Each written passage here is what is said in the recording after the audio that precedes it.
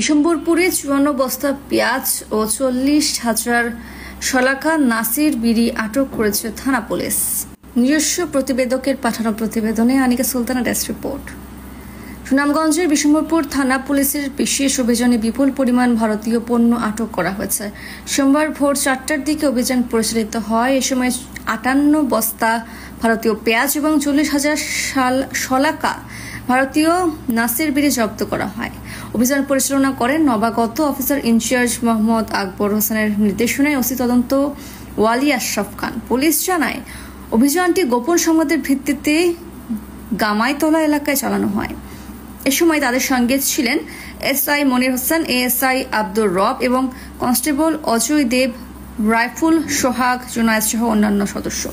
পুলিশের তথ্যমতে চোরাকারবারীরা রাতের আধারে ভারত থেকে চোরাই পথ দিয়ে পেঁয়াজ ও বিড়ি দেশে নিয়ে আসে। অভিযানের সময় গামাইতলা এলাকার সাবেক মেম্বার ফারুক মিয়ার বাড়ির পেছনে অজ্ঞাত ব্যক্তিরা মালামাল মজুত করে। পুলিশের উপস্থিতি টের পেয়ে চোরাকারবারীরা পালিয়ে যায়। পরে আশপাশের জঙ্গল ও ৩টি ঘরের পেছন থেকে ৫৮ বস্তা ভারতীয় পেঁয়াজ এবং ৪০,০০০ শলাকা ভারতীয় নাসির বিড়ি উদ্ধার করা হয়।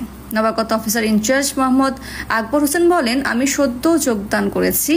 আমাদের থানা ভারত সীমান্ত সংলগ্ন হওয়ায় রাতে কিছু এলাকা দিয়ে চোরাই পণ্য প্রবেশ করে। গোপন সংবাদের ভিত্তিতে আমরা অভিযান চালাই। জব্দকৃত পণ্য হেফাজতে রাখা হয়েছে এবং আইনানুগ ব্যবস্থা নেওয়া হচ্ছে। আমাদের অভিযান অব্যাহত থাকবে। জব্দকৃত ভারতীয় পণ্য বর্তমানে বিশম্বরপুর থানা পুলিশের হেফাজতে রয়েছে এবং মামলার প্রস্তুতি চলছে।